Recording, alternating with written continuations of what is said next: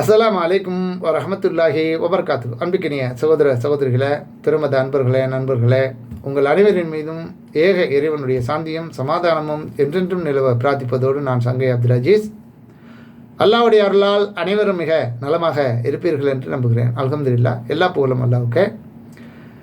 இது இஸ்லாத்தில் குழந்தை வளர்ப்பு என்ற தொடர் காணொலியில் பாகம் 5, பெயரில் இணை வைப்பு இருக்கக்கூடாது என்பது சம்பந்தமாக மேலதிக விவரங்களை 5வது பாகமாக இதில் பதிவிடுகிறோம். அல்லாஹ்வுடைய தன்மையை குறிக்கும் பெயர்களை சூட்டுவது கூடாது. அதாவது குழந்தை பிறந்தவுடன் அனைத்து தாயும் தந்தையும் தங்களுடைய பிள்ளைகளுக்கு ஒரு நல்ல பெயரை சூட்ட வேண்டும் என்று விரும்புகிறார்கள், அதன்படி செயல்படுகிறார்கள். ஆனால் நம் கண் முன்னால் வாழ்ந்து கொண்டிருக்கக்கூடிய, அதாவது இந்த தௌஹீத் சிந்தனை தலை தூக்குவதற்கு முன்னால் இருக்கக்கூடிய பெயர்களை நீங்கள் பார்த்தீங்கன்னு சொன்னால் அவ்வளவும் சிறுக்குடைய பெயர்களாக இருக்கும். என்ன, நிறைய சகோதரர்கள் அதை இன்று மாற்றி அமைத்திருக்கிறார்கள், பெயரை மாற்றி கொண்டார்கள். அதற்காக இன்னும் முயற்சி செய்து கொண்டு இருக்கிறார்கள். இன்னும் வச்சு தொலைஞ்சிட்டாங்க, என்ன பண்ணுறதுங்கிற இதோடு அப்படியும் போய்கிட்டு இருக்கிறாங்க.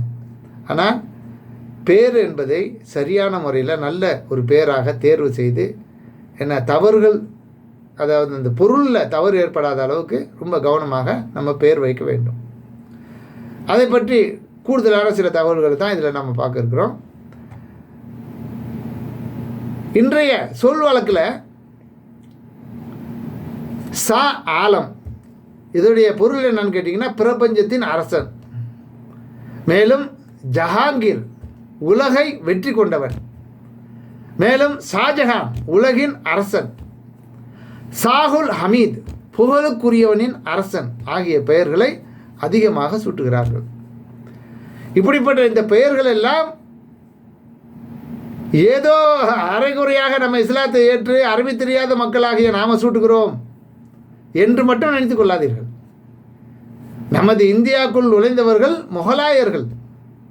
அவர்கள் அரபு மொழியை தாய்மொழியாக கொண்டவர்கள், அங்கிருந்து வந்தவர்கள் தான், நாடு பிடிக்க வந்தவர்கள், அரசர்கள்.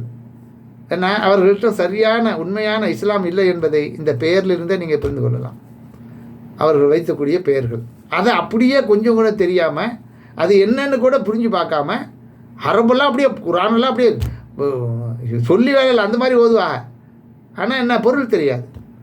என்ன, இந்த பெரிய ஜிப்பா தலப்பா, ஏன்னா பெரிய ஜிப்பாவெல்லாம் போட்டுக்கிட்டு என்ன வேஷத்தோடு தான் வெளியே வருவாங்க. ஆனால் உள்ளுக்குள்ளே மார்க்க அறிவே இருக்காது. அவர்களால் வழிகெடுக்கக்கூடியவர் ஒரு பட்டியல் தான் இந்த பெயர் பட்டியலுங்கிறது. சரியா, அதை சரியாக பண்ணிக்கணும்னா, அதாவது இப்படி அல்லாஹ்வுக்கு விருப்பம் இல்லாத, அல்லாஹ்வுடைய கோபத்தை உண்டாக்கக்கூடிய பெயர்களில் நம்ம மக்கள் அதிகமாக வைத்து கொண்டிருக்கார்கள். இதில் இணை வைப்பு கலந்திருப்பதால் இந்த பெயர்களை தவிர்த்து கொள்ள வேண்டும் என்று நாம் சொல்கிறோம். அந்த பெயர்களில் அல்லாஹ்வோடு போட்டி கூடக்கூடிய அளவுக்கு அதில் இணை வைப்பு சிறுக்கு கலந்திருக்கு.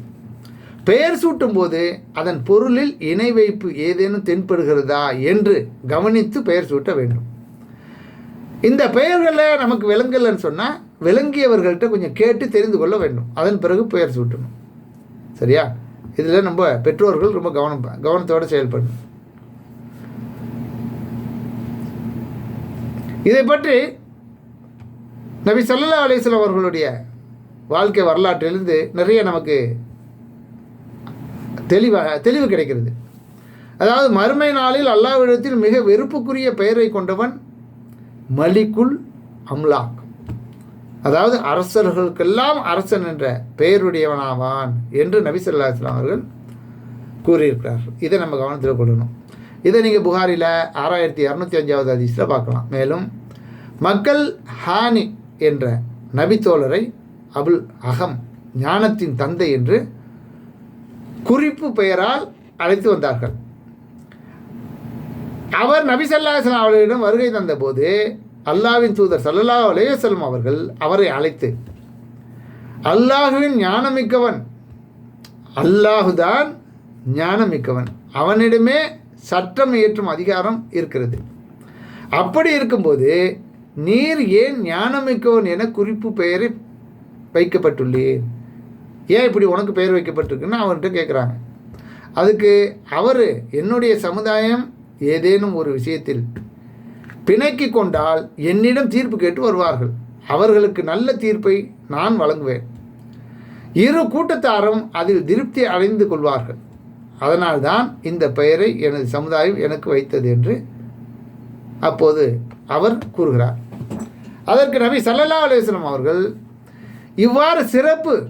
இவ்வாறு தீர்ப்பு வழங்குவது எவ்வளவு சிறந்தது என்று கூறிவிட்டு, அது நல்ல காரியம்தான், அது ஒன்றும் தப்பு இல்லை அப்படின்னு சொல்லி, அது ரொம்ப சிறப்பான காரியம்னு அவருக்கு அறிவுரை கூறிவிட்டு வாழ்த்து சொல்லிவிட்டு, உமக்கு எத்தனை குழந்தைகள் இருக்கிறார்கள் என்று அவரிடம் கேட்குறாங்க. அதற்கு அவர் சரேஹ், அப்துல்லா, முஸ்லீம் ஆகியோர் உள்ளனர் என்று கூறினார். இந்த 3 பேர்களை சொல்லி இந்த பிள்ளைகள் எங்களுக்கு இருக்காங்கன்னு சொல்கிறாங்க. இவர்களில் மூத்தவர் யார் என்று நபி ஸல்லல்லாஹு அலைஹி வஸல்லம் அவர் கேட்டதற்கு சரேஹ் என்று கூறினார். அப்படியானால் நீர் அபு சரை அதாவது சரேயின் தந்தை என்று கூறிவிட்டு அவருக்காகவும் அவரது குழந்தைகளுக்காகவும் நபி ஸல்லல்லாஹு அலைஹி வஸல்லம் அவர்கள் பிரார்த்தனை புரிந்தார்கள். அப்போ அவருக்கு பேர் இனிமேலே அபு சரைன்னு கூப்பிடட்டும் அப்படிங்கிற பேரை சொல்லிக் கொடுக்குறாங்க. அன்றிலிருந்து அவர் அபு சரைன்னு அழைக்கப்படுகிறார். அவருக்காக நபி ஸல்லல்லாஹு அலைஹி வஸல்லம் பிரார்த்திக்கிறார்கள். இதை ஹானி ரலியல்லாஹு அன்ஹு அவர்கள் அறிவிக்கக்கூடிய இந்த செய்தியை நீங்கள் நசாயி என்ற நூலில் 5292வது ஹதீஸாக பார்க்கலாம். மேலும் அறியாமை காலத்தில் என்னுடைய தந்தையின் பெயர் அசீஸ், மிகைத்தவர் என்று இருந்தது. நபி ஸல்லல்லாஹு அலைஹி வஸல்லம் அவர்கள் அவர்களுக்கு அப்துர் ரஹ்மான், அதாவது அளவற்ற அருளாளன் அடிமை என்று மாற்றி பெயர் வைத்தார்கள். அதாவது அசீஸ் என்ற பெயரை மாற்றி அப்துர் ரஹ்மான் என்று நபி ஸல்லல்லாஹு அலைஹி வஸல்லம் அவர்கள் பெயர் சூட்டினார்கள் என்று இந்த ஹதீஸில் வருது. இது அப்துர் ரஹ்மான் அவர்களே அறிவிக்கக்கூடிய இந்த செய்தி அகமது என்ற நூலில் 16944வது ஹதீஸாக இடம்பெற்றது. அடுத்ததாக கெட்டவர்களின் பெயரை சூட்டிவிடக்கூடாது. அதில் ரொம்ப கவனமாக இருக்கணும். வரலாற்றில் யாரெல்லாம் கெட்ட பெயர் எடுத்திருக்கிறார்களோ அப்படிப்பட்டவர்களுடைய பெயரை நாம் சூட்டிவிடக்கூடாது என்பதில் மிக கவனமாக இருக்கணும். இதை பற்றி நபி ஸல்லல்லாஹு அலைஹி வஸல்லம் அவர்களின் மனைவியான உம்மு சலமாவின் சகோதரனுக்கு ஒரு ஆண் குழந்தை பிறந்தது. அவர்கள் உம்மு சலமாவின் குடும்பத்தார்கள் அந்த குழந்தை வலீத் என்று பெயர் வைத்தார்கள். இதை அறிந்தவுடன் நபி ஸல்லல்லாஹு அலைஹி வஸல்லம் அவர்கள், எகிப்து நாட்டு மன்னர்களின் பெயர்களையா அதற்கு வைத்தீர்கள்? இந்த சமுதாயத்தில் ஒரு மனிதன் தோன்றுவான், அவனுக்கு வலீத் என்று சொல்லப்படும்.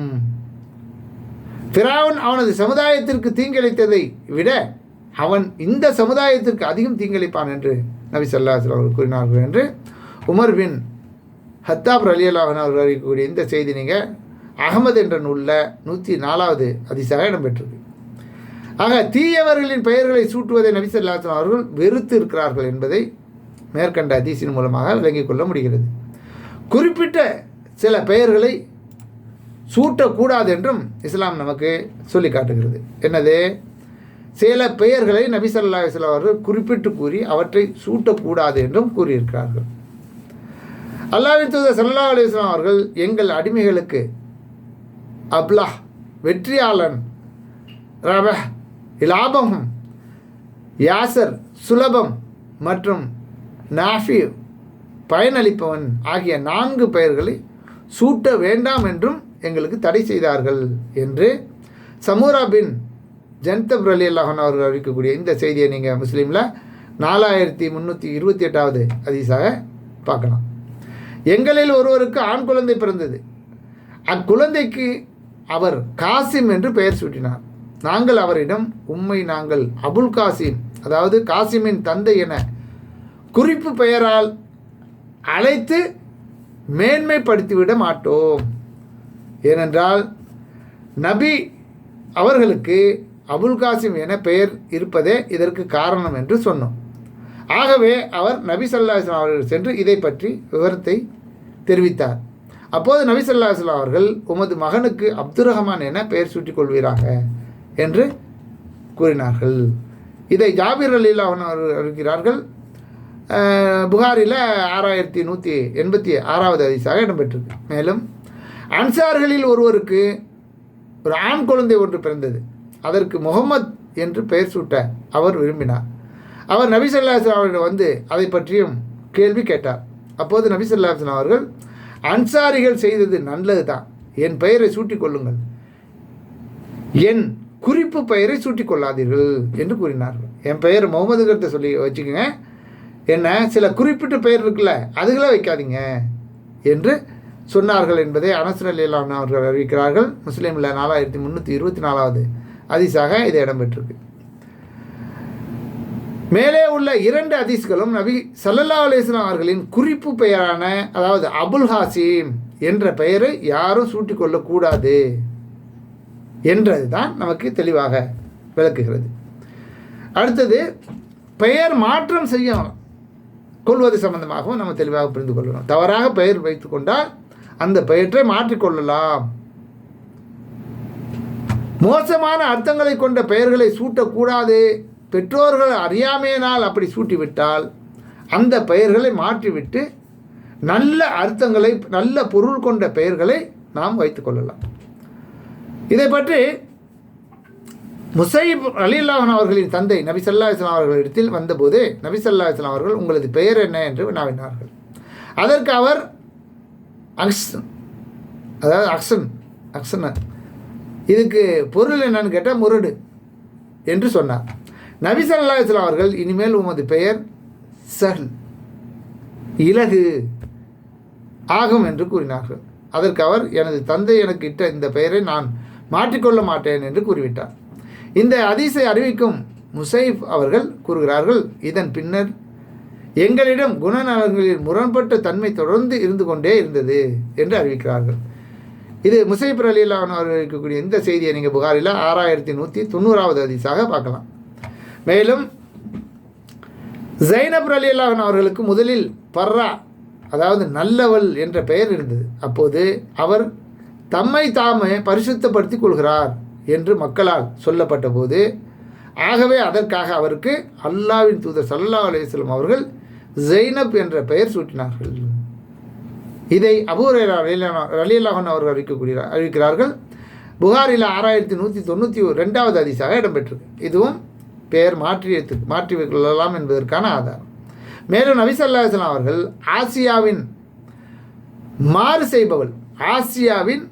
மாறு செய்பவள், அதாவது பெயரை மாற்றி அவரிடம் நீ ஜமீலாவாகவும் அழகானவள், அதாவது ஜமீலா என்ற பெயரை அவங்களுக்கு மாற்றி அமைத்தார்கள் என்றும் கூறினார்கள். இது அப்துல்லா பின் உமர் ரலியல்லாஹு அன்ஹு அறிவிக்கிறார்கள். அபுதாவுதில் 4301வது ஹதீஸாக இடம்பெற்று. ஆசியா என்பதின் பொருள் மாறு செய்பவள் என்பதாகும். இதில் முதலாவது எழுத்தாக அயனும் இரண்டாவது எழுத்தாக சாதும் இடம்பெற்றுள்ளது. இந்த பெயரை வைப்பது கூடாது. ஆசியா என்பதின் பொருள் பின்பற்றுபோல் என்பதாகும். இதில் முதலாவதாக அலிஃபும் இரண்டாவதாக சீனும் இடம்பெற்றுள்ளது. இந்த பெயரை வைப்பதற்கு தடையில்லை.